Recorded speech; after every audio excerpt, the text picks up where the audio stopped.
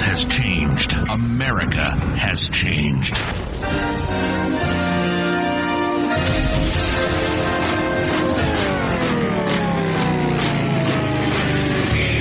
If something were to happen tomorrow, how self-sufficient would you be? Could you grow your own food? Could you sustain your own livestock? Could you survive? This is the We Grow Our Show with Nick and Don. Nick and Don talk about everything from politics to planting. They cover techniques, methods, and tips on how to not only survive, but thrive. Visit the website at WeGrowOurs.com. Lock and load. This is the We Grow Our Show. Get your grow on. Welcome back to the We Grow Our Show. Oh, man. Episode 8. Episode 8. Yep. 8 is great. So, on Sunday, for those of you that didn't catch it, we had our first live show. It actually wasn't ours. We were on with Lena? Yeah, the Prepper's Path. The Prepper's Path. Yes. Not to be confused with the Prepper Patch with Tony Tangalos. That's right. This is on prepperbroadcasting.com. And yes, sir. She was nice enough to have us on, introduce ourselves, talk about us a little bit, let us talk about us a little bit. Nick did most of the talking. I didn't know such thing. You talked a lot about aquaponics too, you freaking mic hog. Well, and I will tell you that the live chat is very cool. They have on Prepper Broadcasting on all of their live shows. In fact, on our show as well, which is Mondays, they have live chat, which is cool. So I promised a couple of people I would do a shout out. So I'm going to get that out of the way right now because I promised Freaky and Jimmy D. Distillis. Distillis. Sounds like he's making He said alcohol. He said he'd come on and teach us distilling. Oh, that makes which sense. I think is a phenomenal prepper idea, phenomenal self-sustainability thing because you can make it out of use it for fuel, Yep. use it for antiseptic, use it for bartering, and of course, if things are really bad, you just get drunk and let it go. Yes. I guess that's gosh. one way of doing it, right? Get lit and meet Jesus. All right. Gosh. Poor farm girl, Comp Grokey. And I know this guy, we're going to have him on the show too. Radio Prep NC. He's in, guess where? North Carolina. You got it. Oh my gosh. He's going to have a show on Prepper Broadcasting as well very soon from what I understand. So, a shout out to all of you. Jimmy, I'm sorry if I messed up that name there. Distills, I assume. Jimmy D. Distills. Yeah. Sounds like it's one of those Roman Maximus Gluteus. Deedtiless. Yeah, I don't know how to spell All right. Anyway, so we've got some really good guests on the show this week. This week? Yeah. Nick I thought there were Don. a couple of morons. Yeah, Nick and Don. That's our guest. We are no guest this week. We're going to have a serious talk about self-sustainability, about prepping, about some things that everybody should know, and maybe some real world experience that Nick has, that I have, kind of what he does and what he plans to do if he loses his job, if the grid goes down, if the economy collapses. How are you guys going to live life? Maybe some things you haven't thought about before. We posted a great article, and it's going to be on our blog at WeGrowOurs.com. Look at the show notes and blog. You'll see this really good article on there about a lady who just went through the ice storm back east, and they were without power for 5 days. Ooh. Did you read this, Nick? I don't know how to read. All right. So this is some of the things, and I'll discuss this with you since you haven't read it and see if you can guess. What do you think some of their challenges were? Well, if there's no electricity, that means water can't be pumped. Right. And so your water lines wouldn't get to you. If you're in an ice storm and you have an electric heat, you don't have heat anymore. Right. And even in some gas-powered heaters, you need electricity to regulate it. Yeah. So there's right there just the comfort issue and the safety in the So these folks elemental. are preppers. Oh, they are. They are preppers. They've been prepping for a long time. They're fairly experienced preppers. But I think one of the interesting things that came out to me was you were right. They ended up having water because I think it was their son is also a prepper, and they had water from him because their well was down. But they were able to get water. That wasn't too big of an issue. But it was some of the Plus, it little, was snowing, so you can always just go out and harvest it. yeah, and heat it up. They don't have a wood burning stove. They said that's definitely on the priority list. They had Get them while you heaters, can. and they were worried about carbon monoxide during that time. They were worried about things like that. One of the really interesting things to me was the light. They said they didn't have much light, and wintertime back east, it gets dark early and things like that. Oh, yeah. And she couldn't read. They have a whole bunch of books and games and things, but it would get dark and they couldn't do anything. So what do you do without light? I'd never given that a whole lot of thought. Okay, we've got flashlights and LEDs and all. What are you going to hold it like a book light and read and play games over a flashlight? You really need to make sure you've got your lanterns, things like that. And you don't want to use that up when you don't know how long you're going to go. So maybe solar in that situation to charge some LEDs. True, but in a winter storm, there's not a whole lot of sunshine either. Right. You'd be better off with a windmill. And things, there you go, a windmill. Yeah. So that I just found that to be fascinating, that some of the things she was talking about, getting glow in the dark knitting needles, because she wanted to knit, but she couldn't. Glow in the dark knitting needles. Yeah. That's not on my priority list, but I commend her for wanting to be productive in the dark. I know how to knit. It's a prepper skill. So, agreed. I know how to kill rabbits. My wife will learn how to knit. Yeah. On top, my wife does too. I taught her. On top of the list, I think, is starvation. You got to worry about your food. Oh, of course. Yeah. So canned food to start with, especially in a winter storm, you've got that. But then we're going to talk about self-sustaining and livestock. In Arizona here. We have to deal with the heat. Back east, you have to deal with the ice. How do you deal with that? What are the ranges you can have for the rabbits, things like that? How might you keep them warm or cool without grid power? Dehydration is probably number 2 on my list, if not number 1, being in Arizona in the summertime. Dehydration is way up there. Average family uses 400 gallons a day.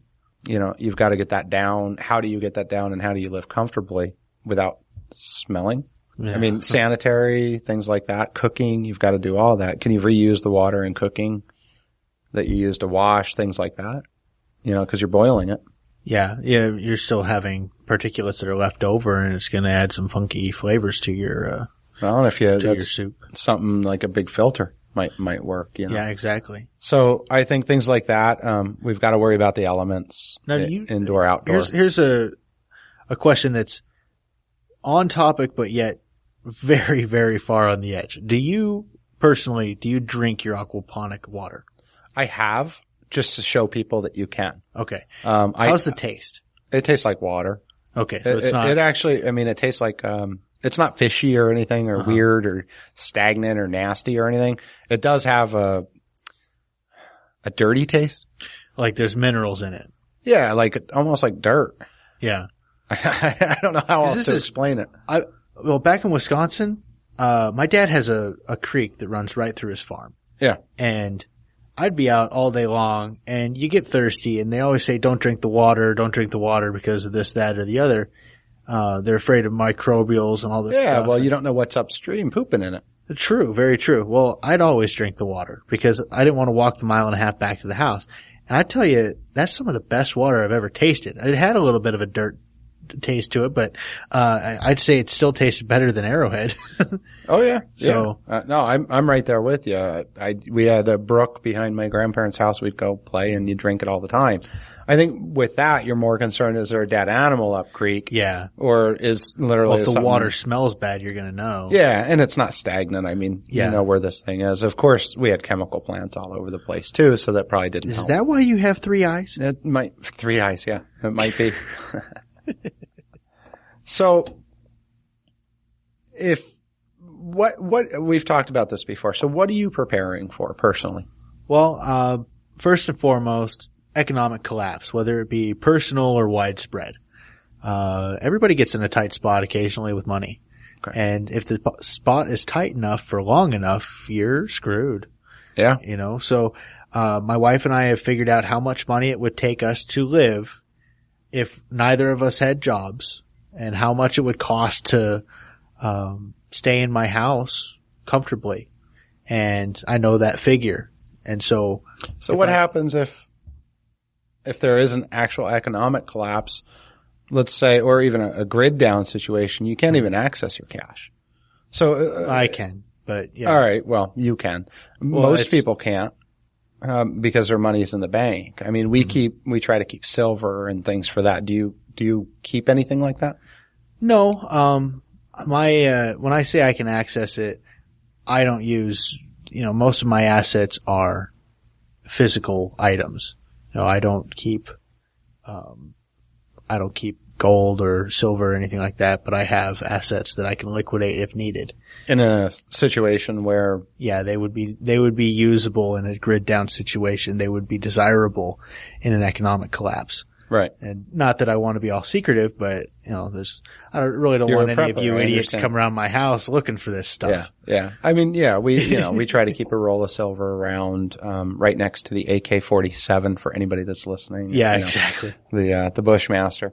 So that's the type of thing that I want to talk about today. Okay. And I want to talk about live food storage because that's what we're pushing. I want to talk about teaching the community.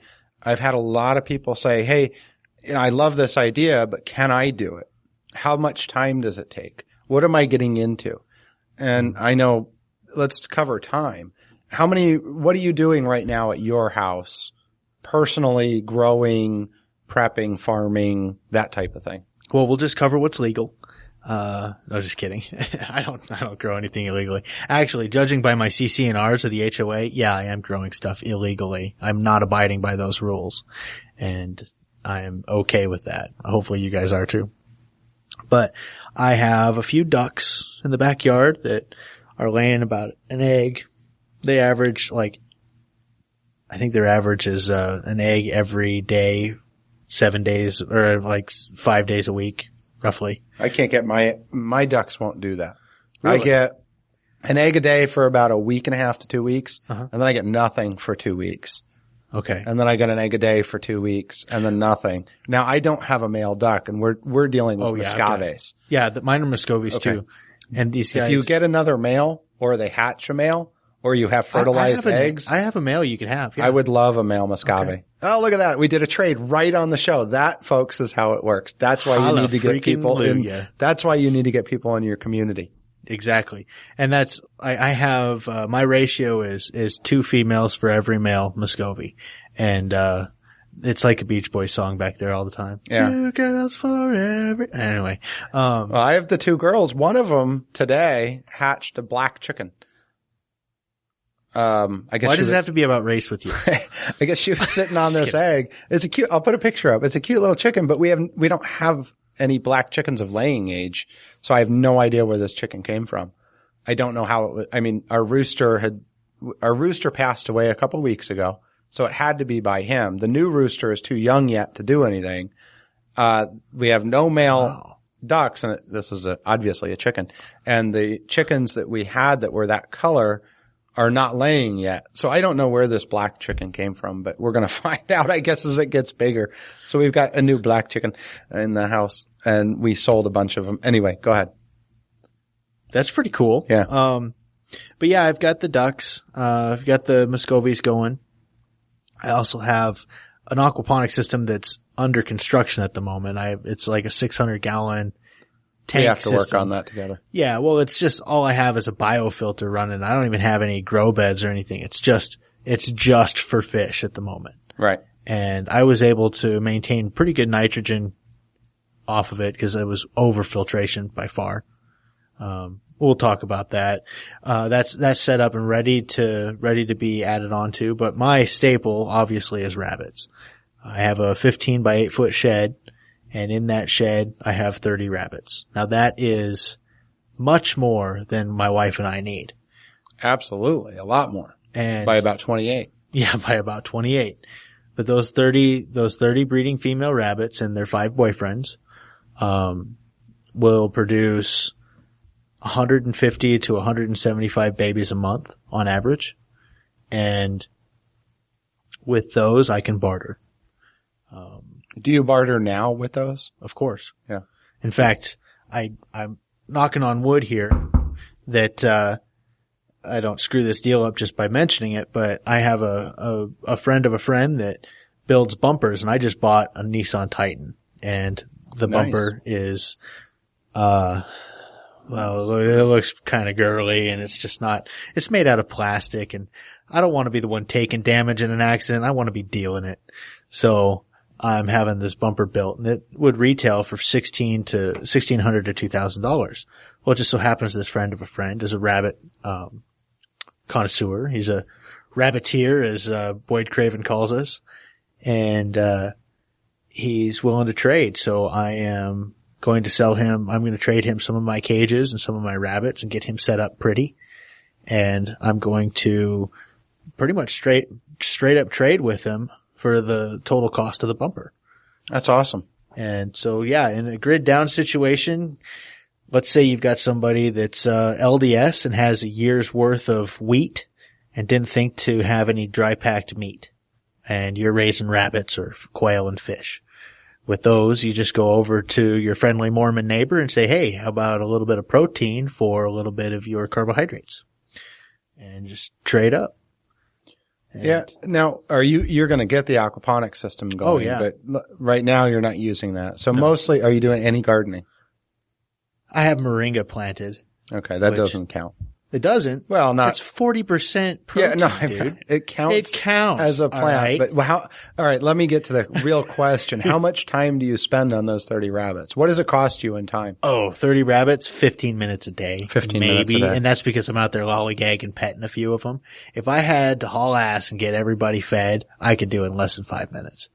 And now, is that once a day, twice a day? Once a day. Once a day. So you feed yours once? Yep. And then do you check on them or anything? Well, I mean, I don't neglect them, but I'm out there once a day in the morning, and then at night I'll go out there too. Yeah. So I feed them in the morning and I go out there at night and, shut their lights off around 10. So, I need to get a timer. It's been nice going out there and checking on everybody, but I do need to get a timer to shut the lights off. So 15 minutes a day, 30 rabbits. Yep. And what else do you spend your time at home prepping, doing things? Do you do canning? Do you guys spend any time canning, doing anything like that? Not yet. I mean, we've got everything to can, and I know how to do it. We have a pressure cooker. We have large pots. We've got all of these things that we could can. But I understand that, speaking of, you mentioned the Mormon LDS. I understand that they have open canning parties. Oh, yeah. And, you know, that's we are a really good, nerds. That's a really good resource around and these are open parties apparently where people can come learn and work. And don't be afraid of them. They're not going to like try and convert you. And for those hardcore Christians that are anti-Mormon, we're not going to try and steal your soul from your point of view. But you know, just if you've got a friend that's LDS, ask them about canning. And chances are 1 in 3 are canning nuts. And in fact, they're crazy about canning. I shouldn't say canning nuts because it sounds like they're actually putting nuts in a can, which you can do. But anyway, my mom was a canning specialist, for the stake, which is a group of wards, which is a group of people, which is organization. Anyway, but yeah, talk to somebody in the LDS church and they'll hook you up. There's a cannery in Mesa where you just go down there and volunteer and then pay for the cost of stuff, and you end up with cans of instant mashed potatoes, beans, wheat, rice. So as far as a budget prep. Oh yeah. That could be a phenomenal resource to find something like that. Facebook is a phenomenal resource. Mm-hmm. I know a lot of people don't believe in Facebook, but those that don't, you don't have to put personal information on this thing. No, go out there and look for the groups. Look for Arizona Farm Swap, Phoenix, Backyard Farmers, all of these different groups for us that we're a member of, and we actually have even started one. I know they're out there for other communities. Oh, so go look around. There's some groups called SWIP Swap. We throw a lot of our aquaponics vegetables on this SWIP Swap. SWIP Swap. Yeah, you mainly sell used things. It's kind of like Craigslist, but for your local community, garage sale, door to door. Is that through Facebook? Facebook. It's this little Facebook thing. Yeah, it's pretty cool. My wife does it all the time. She might sell a little purse, but we'll put up bags of parsley because I have so much parsley growing and sell it for $2 or $3 or trade it for something else. So there's a lot of barter stuff out there on Facebook. Craigslist is another example for those budget prepping. Yeah, definitely. So, that's what I want to talk about is time and what you do and how you do it. I know with me, I've got the aquaponics. Mm-hmm. We've got about 50 fish right now in there. We're growing quite a bit of our fruits and vegetables. We've got strawberries growing. We've got parsley. I've got mint, amazing amounts of mint, chocolate mint, spearmint, apple mint, I think pineapple mint, some different weird mints, hot peppers, regular peppers, cantaloupes, all sorts of things in there. The sugar snap peas, my wife gets all mad because I go out and I eat them all before we can bring them in the house because they're just so good. So my greenhouse, my morning consists of walking out and feeding the fish. I take a look once a week at the water. That takes me an extra 5 minutes. Test the pH, test the ammonia levels, make sure everything's good. I pretty much know now you were mentioning the taste. I can actually smell if it's off a little bit. Oh. And I'll be able to tell. I then feed my quail, gather their eggs if there are any in the mornings, and go out. I feed my rabbits, walk around the back, feed our chickens. We're down to 20-ish right now because we got rid of a bunch this weekend, and I'll talk about the bartering with that in a minute. Got rid of those, feed the goats, walk back in the house, 15 minutes. That's it. Now, once a week we go out and we try to do it once a week, go out and harvest everything out of the aquaponics system. That maybe takes 10, 15 minutes. And then once a month, I'll go out and do a real good cleaning because right now I have quail in the greenhouse and we clean all the pens out and things like that. That probably takes us, the kids get out there and help us. That's probably a good 2 hours. Sometimes we stretch it to 4 because we're having fun doing it and, we have the whole family out, but don't think of that as time costed. I mean, that's right. Not costing you time. You're with your kids and you're teaching them how to work. Yeah. And I'll tell you, not to sound like an old man, but kids these days don't know how to work. And I'll admit my generation does not know how to work. That's, let's say 20 to 30 year olds right now. They're like the first products of the vidiot age. Like, I don't know because I grew up on video games too, and I'm a bit older than you. Yeah, but I was outside playing most of the time. That's the thing is that you had a transition. Your parents were probably more like, get off of that death box thing. You just get out there and play. Yeah. TV didn't raise us. We raised ourselves outside. Yeah. So no, I totally agree. But you look at the, time, even if you don't have kids, if you don't, want to do it. Mm-hmm. The time that I spend in it with all of the animals we have 2 dairy goats, 4 goats total, 20 something chickens.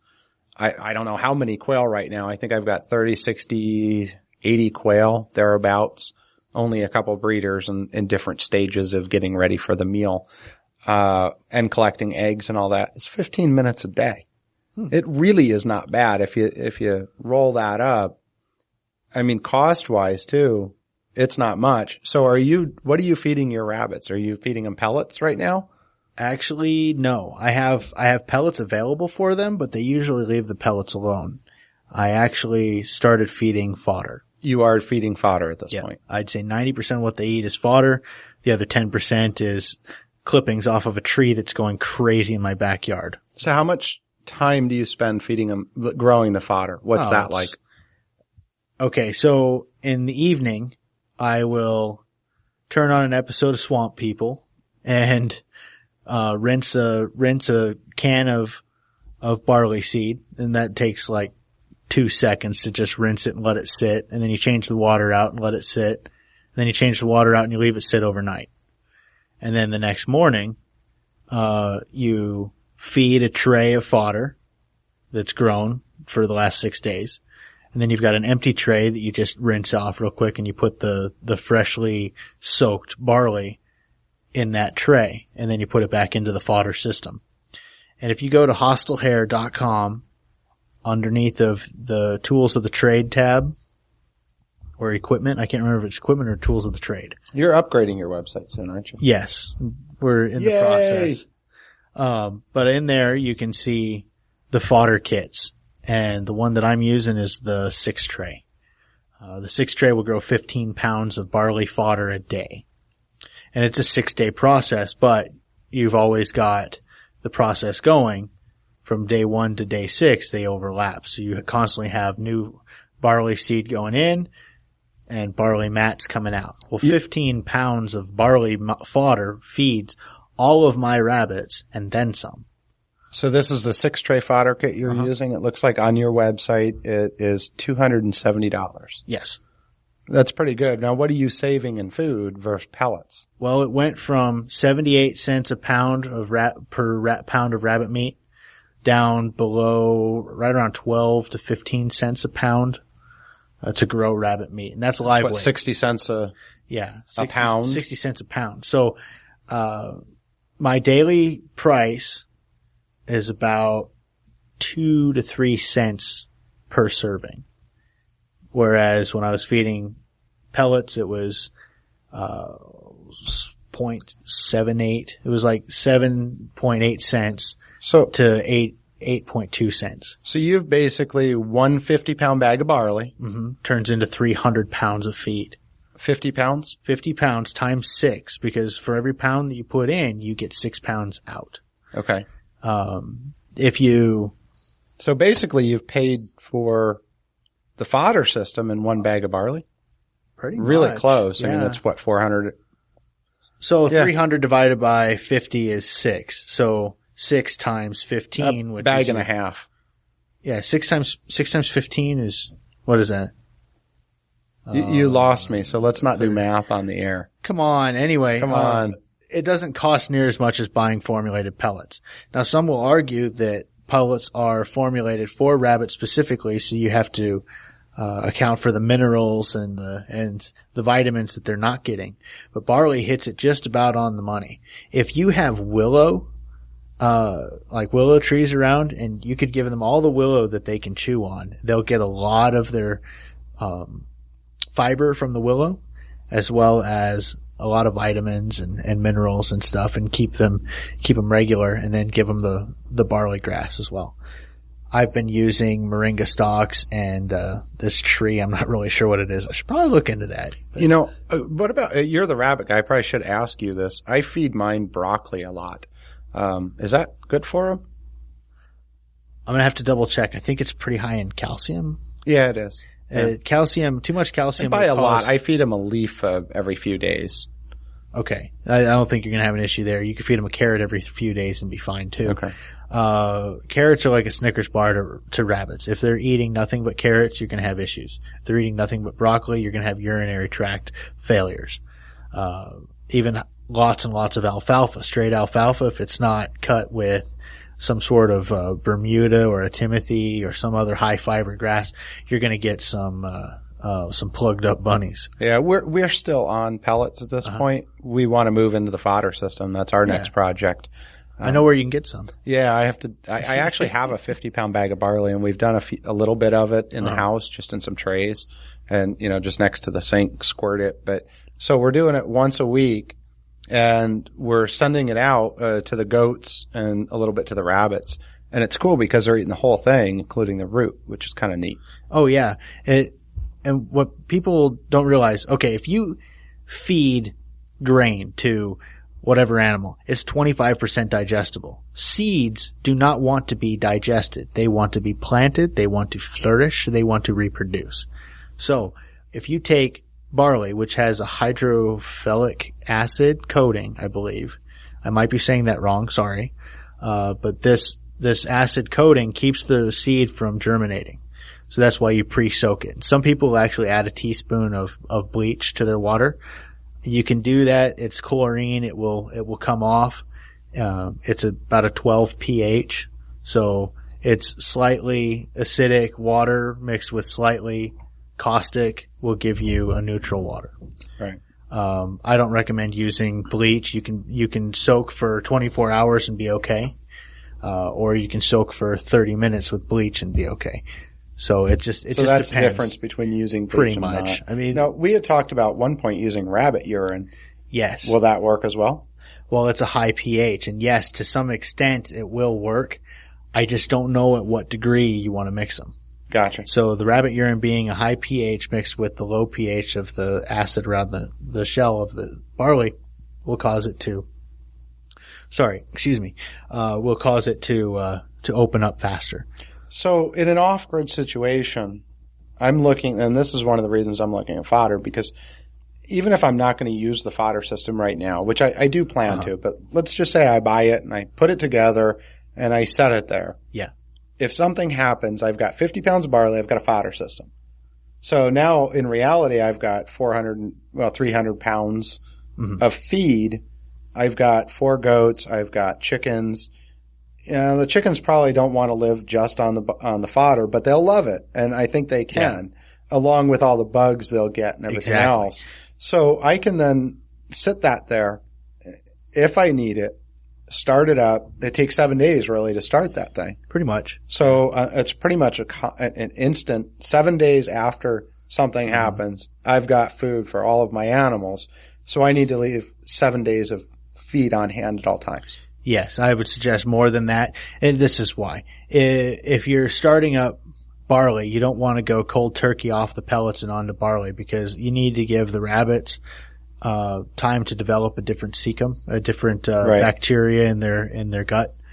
If you just go straight from pellets it's going to be an abrupt change. You're going to have watery stool and different things like that. But back to why barley fodder is so good. 25% digestibility as a seed, 80% digestible as a sprout. So in the first day, you've changed it from 25% digestible to 80% digestible. Now, on day 2, it's doubled in weight. Day 3, it's tripled in weight, and so on and so forth until day 6. Which is why that 600%. That's where we're getting at. Is day 6, day 7, it's that much heavier. Yep. And it's nothing but water. That's right. Because that plant has come out, used all the nutrient from the seed that it contained. Exactly. Which now you can digest and get at. Exactly. And so Mother Nature is amazing. She is awesome. So that's why I went with fodder. And also another thing is, if you're buying good solid pellets, they go bad within 4 to 6 months because there's no preservatives in it. There's nothing in it keeping it from being eaten down by ambient bacteria. Seeds, since they don't want to be digested, can be stored almost indefinitely. Right. As long as there's no moisture in the air and you can get them Keep in an it dry and oxygen-free, sealed and dark. Dry, sealed, and dark, they will not sprout. So, What about temperature? Do you know, in Arizona, can I put it in a garage or something with no AC? Is that an issue? That's where mine are right now. The seeds, or the seeds, the barley seeds. I think with anything, heat is going to increase metabolization. Yeah. I would keep them in the coolest spot possible. Maybe impromptu root cellar. Right.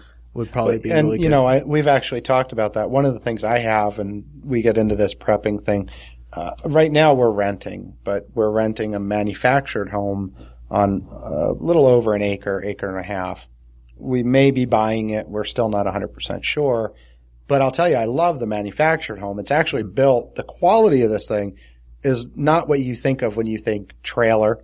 It is 2x6 construction. The 2x6? 2x6. What's the R value on that?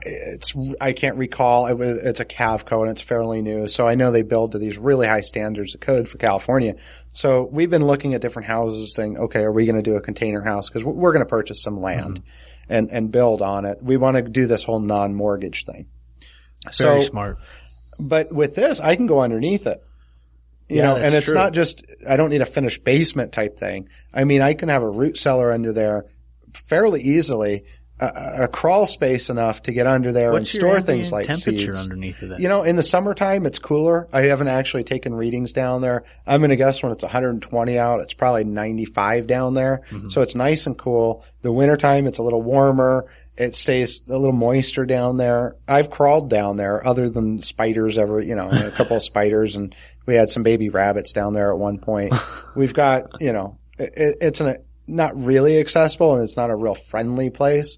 But as far as storage, heck, I could see using something. I just cut a hole right, and to my landlord, I won't do this. I could cut a hole right in the floor and just boom, have a spot, cut a hole in the floor. Drop some kind of storage tote down there, a 55-gallon drum, and it would sit right on the ground, and I could just fill that with anything I wanted and it'd be cool. So, there's all sorts of ways to do this thing.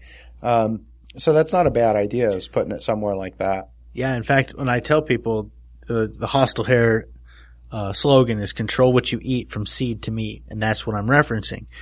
you can store seeds, lots and lots of seeds, for a very long time. You can can the seeds. You don't have to like pressure seal the can or anything like that with the seeds in it, but you can seal them in there and you could set up little jars so that you already know what the measurement is, so you don't have to even think about it. You just crack open a jar, pour it in the thing, or soak it right there in the jar that it's in, and then reuse the jars. You do that all day, every day. Yeah, just take a marking on a jar and dump it in there, soak it, dump it into your fodder system.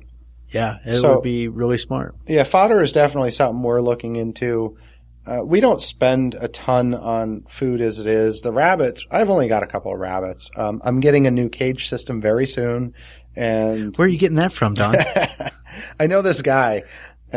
So I'm not going to tell you because you might get jealous now. So no, Nick is going to get me a new six compartment system. Right now I've got 3. So we're going to kind of ramp up the rabbit production because I've got some babies. So it's kind of fun, but the barley I think is going to save us money. I think it's going to save us time, and I think it's healthier. Oh yeah. So, and the chickens absolutely love it. The goats go insane. There's nothing better. They can live on that. Yeah. Now you're raising black soldier flies, aren't you? We are raising black soldier flies as well. So you talk about integration. I mean, this kind of goes right into that. Well, what I'm saying is your chickens, they're going to take the bulk of their feed in barley fodder. Right. And then to up their protein levels, you throw them a few black soldier flies and you got it. And see, we don't actually do that. I save my black soldier flies for my fish. Oh. And sometimes for the quail because the quail require a higher protein. Oh, okay. So, no, what we are doing is we're taking any of our leftover quails, any of our leftover fish, even the bones that we've cooked, and our leftover table scraps from any kind of dinners. You're munching on chicken and you got that little bit of meat left on there that you can't get off. We throw all that out to the chickens and they're eating that. They absolutely love like the leftover meat on these things, and they pick bones absolutely dry. I mean, there is nothing left on these things. Plus they get to go out and run around and get bugs. So that's true. They're we free throw range. Ours are free range. There's a ton of bugs there. So we don't want to put our black soldier flies. To me, those things are worth their weight in gold, literally. Okay. So I'd rather feed those to my fish. They're exactly what the fish need to survive. They're what the quail need to thrive and to give us really good eggs.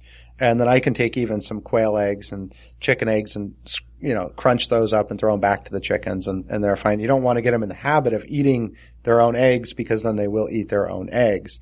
However, cannibal raptors. In an off-grid situation, I would have no problem doing that. And we save all of our eggs from our chickens and our quail if we don't hatch them. We save all of those eggs and we grind all that up and we do put that back in the feed for calcium. Oh. So they're getting that. They just don't know it's eggs. Right. The only other thing that we would need from outside, the goats need minerals. We have a couple of mineral blocks and they seem to last a long time. But those are easy to store too. Yeah. Trace minerals. It's just a block and, like I said, that'll last 2-3 months sometimes. Mm-hmm. So we're not too worried about that. And the milk is phenomenal out of them and we will give that milk back to the chickens as well. So if we don't use it all, whenever you milk a goat, you have to kind of the first couple of squirts out, you get rid of. So we will take that and put that in a little glass or something and pour it in for the chickens and they'll get that. That actually increases their calcium. Why is it that you have to throw away the first couple ounces? My wife could tell you that. I don't know. I just Come on, Dawn. It has something to do with omnipotent Dawn sitting in there. Yeah, I don't know. I have no idea. I just know what to do. I was told. Oh, okay. Yeah. He's a good boy. He listens to his wife. That's right. Now, I don't know if I got to go on this story of my wife was going out of town and so I hate milking the goat. Oh gosh. I just ate it. So she's going out of town. Especially when Austin turns on the Barry White. I just got this thing. I don't like doing it. So we all have to do things we don't like, but my wife says I'm going out of town. And we were at a prepper fest, and my goat expert, Jill, came by and she says, "Oh, well, you can make an automatic goat milker." I said, "Oh my God, I'm going home."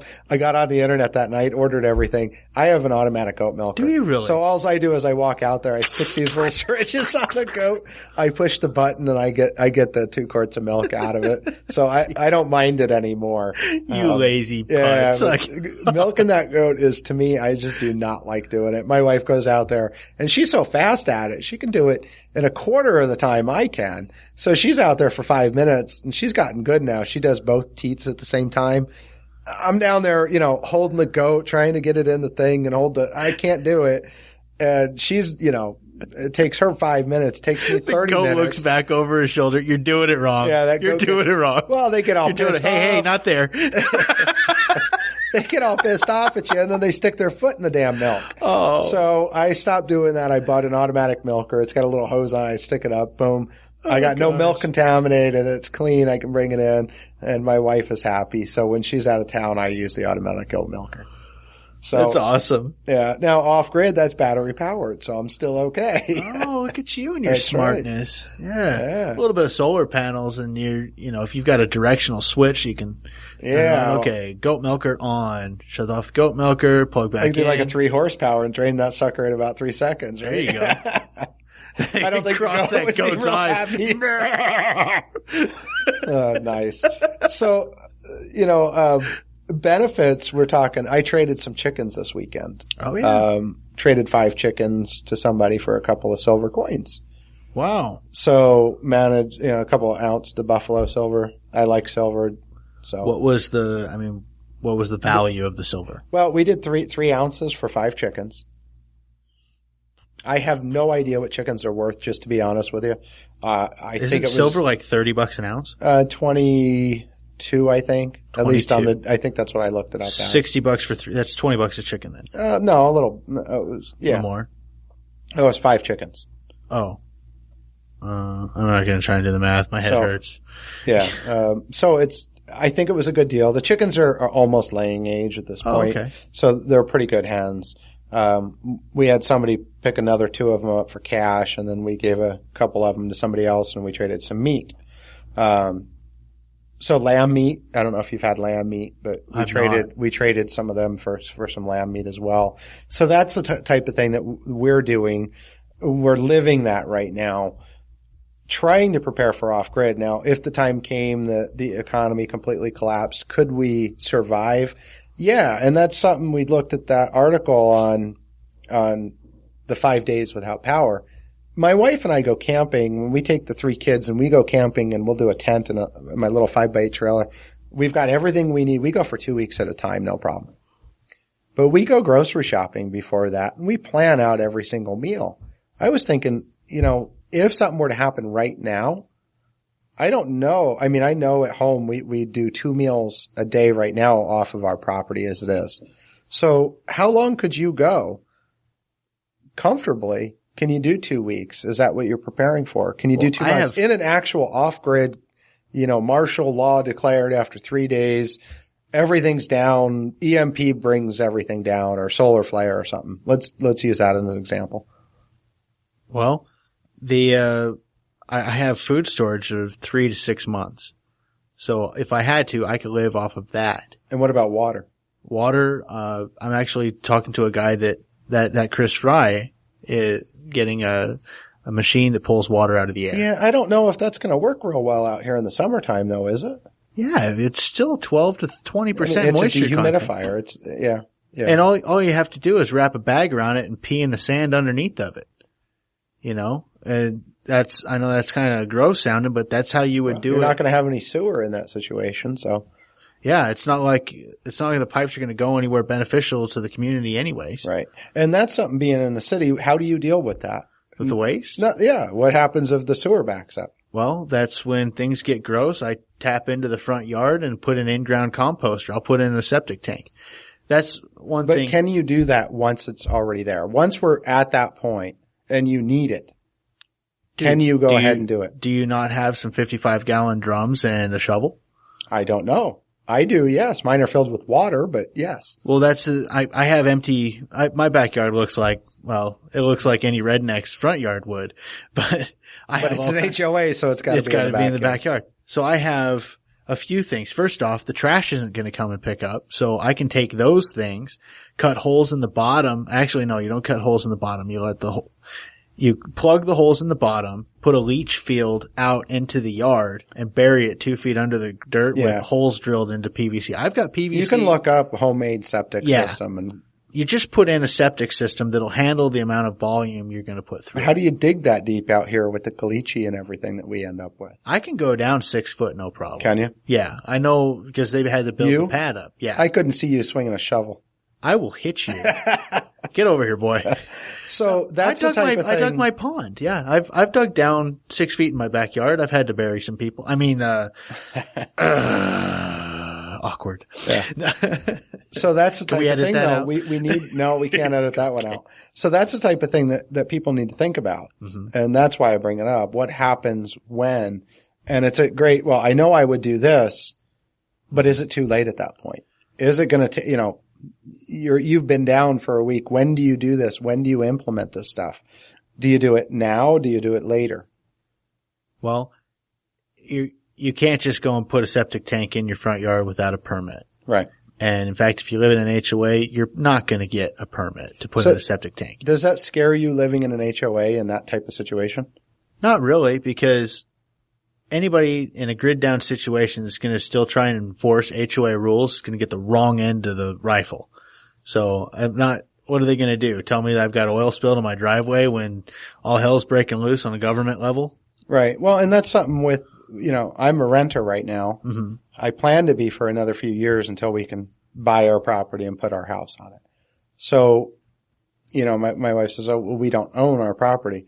I don't think in a grid down situation, my landlord's going to come running, which is out of California. Yeah. Is going to come running and saying, hey, I want the house back. Exactly. Because you haven't paid rent. That's kind of what I'm banking on is, okay, if it's bad everywhere, nobody's going to try and enforce petty laws. They're going to try and stop looters.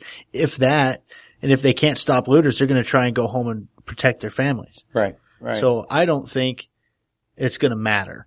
If I grab a pickaxe and a shovel and go into my front yard, dig up my sewer line and put in a septic system, there's not going to be an issue. In fact, look up anaerobic digestion for methane production. Very familiar with that. That is what I would do. Yeah. Well, and actually that's very similar to what aquaponics is.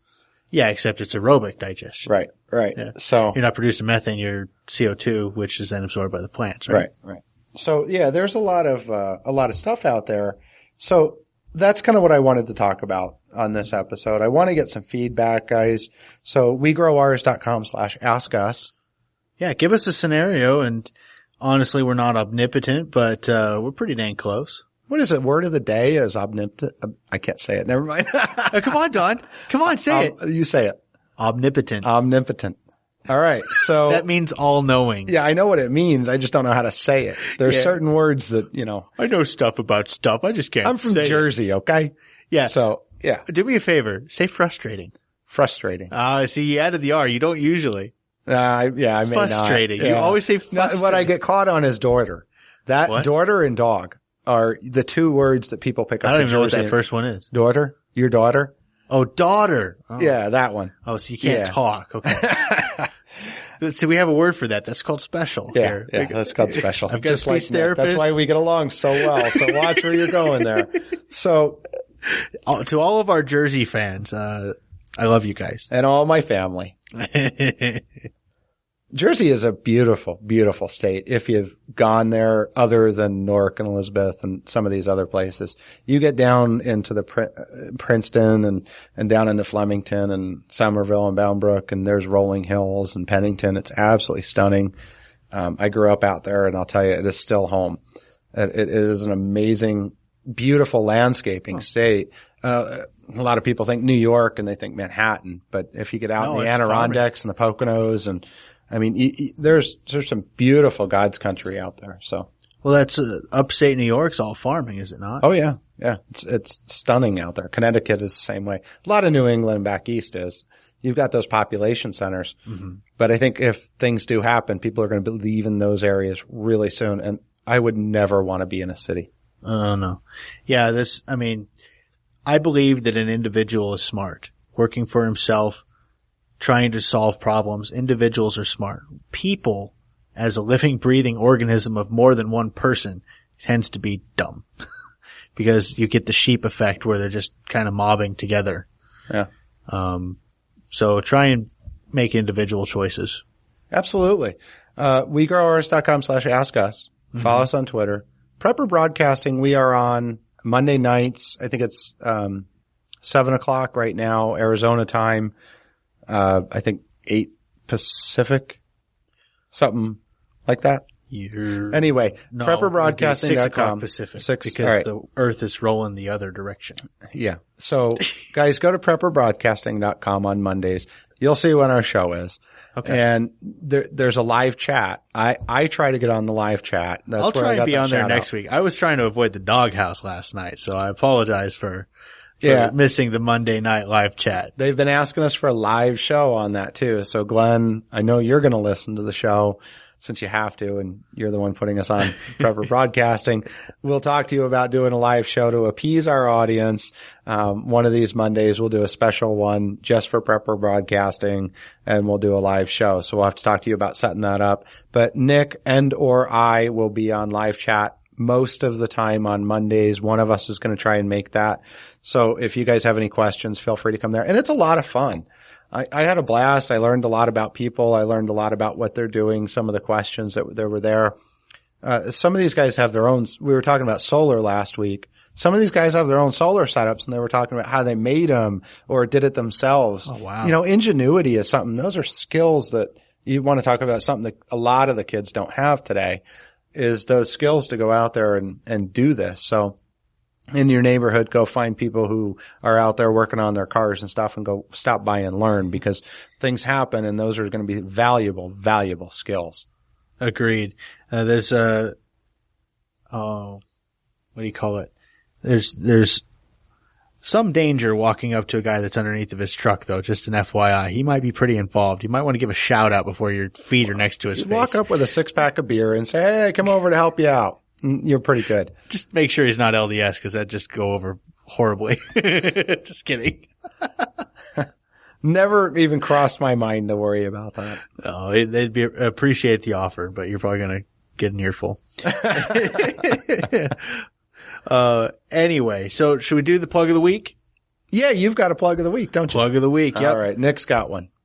This is going out to Rick with Coverall Coating. Now, these guys, he actually does some metal work, and I was playing around with the frame on a shippable cage. I went over there. He gave me some great ideas. He showed me some tactics. He even built an assemblable cage system that I could copy, and we worked that out and actually bartered. He wanted some ducks and a little bit of cash and ducks. So it's not cash and carry, it's cash and Muscovy. Remember, you just promised me one of those male Muscovies. Oh yeah, it's already been done. I have one in my backyard that you can have. Okay. This guy. Anyway, so Coverall Coatings is the company, and the number to reach them. Oh, I'm sorry. They do bed liners, and I just bought my new Nissan Titan. The new rabbit truck. That's right. It went from the white rabbit to the brown turd. But I'll have to find some other name for it, but it's a big brown burnt red color. But Rick is going to put a bed liner in it, and the price is pretty affordable. So I know the Rhino liners and those types out there, they can be about $500 or so for a truck like mine, and Rick came in low, but way below that. So, actually I think it was like $700. What's his number again? It is 480-242-7392. All right, I'll get that in the show notes. Does he have a website, do you know? Gosh, I'll look it up. If I can find one, I'll go ahead and put that in. I know he's on Facebook too. Okay. I'll get a link to him on Facebook and put that in the show notes. So if you're in the Southeast Valley, Phoenix area, anywhere in town, really, I mean, it's worth the drive out there to get the deal. Yeah. And he does fantastic work. We played around with spraying some of my pull-out pans for the rabbit cages, and they looked really nice. if I had a larger order, it would have been a little bit more cost effective on those, but there's just a lot of labor involved. I bet. But with a truck, it's easy. So something about the plug of the week. Nick and I do this. It has nothing. We don't get any reimbursements. We don't get anything out of these plugs of the week other than saying thank you to people that help us out. If you just guys that have warm, fuzzy feeling. Yeah, if you guys have somebody you think is deserving the plug of the week, something that they've done, and you send me a story and why, I'm happy to look at that and see if we'll put them in the show and give you the credit for introducing us to them or bringing them to our attention. So feel free to do that at the website. Just use the same Ask Us link, wegrowers.com/ask us. Make sure you guys are checking out the blog post and show notes. We timestamp everything in there. Try to split that up into categories. So, speaking of the plug of the week, last week I was talking about the e-cigarettes. And I used the Vapor Rage. So I found a couple of local shops with that. But on the chat, it turns out a lot of people out there are getting off cigarettes and doing this. So I've gotten to meet a lot more people. In fact, on that Monday night chat, we were talking about vaping is the term for it. There's all these weird terms for it. And it's now becoming a really, more of an expensive hobby. So the saving money part is gone for me. But I'm really loving it and I'm still not smoking. Yeah. Last week, Don had this cute little black something or another. An Ego. This week, he's got this big silver, like 10-inch. It looks like a lightsaber. It's a lightsaber. Before you go anywhere else with what it looks like, it looks like a lightsaber from Star Wars. Star Wars. It's an Keep SVD. telling yourself that. It's an SVD. He's got PD. Luckily, I do all of the editing on the show. So, yeah. So if you've got the Ask Us, I don't know where we're going now. I can't get my mind off of that damn e-cigarette. Honestly, I will tell you, it's better than smoking. Absolutely. So if you've got a habit, use it to kick it and play with your lightsaber.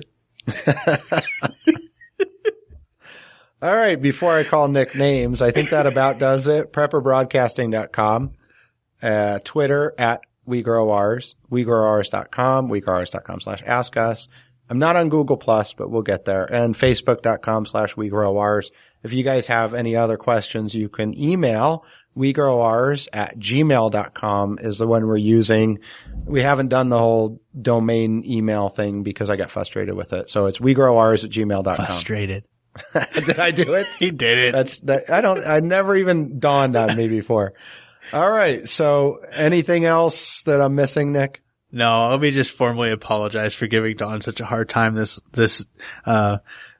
episode. I am a bully, and I am a bully because it makes me feel better about myself when I bring down others. So for all you bullies out there, this is not condoning. This is me telling you that you're sad and pathetic. Yeah, and for all those geeks out there, we hold the editing power, and I can make Nick say anything I want at the end of the day. So we get even. No. All right. Well, thanks for joining the We Grow Ours show. So long! Ladies and gentlemen, welcome to the disclaimer. That's right, the disclaimer. This American apple pie institution known as parental discretion will cleanse any sense of innuendo or sarcasm from the lyrics that might actually make you think, and will also insult your intelligence at the same time. So, protect your family. This show contains explicit depictions of things which are real. These real things are commonly known as life. So if it sounds sarcastic, don't take it seriously. If it sounds dangerous, do not try this at home or at all. And if it offends you, just don't listen to it.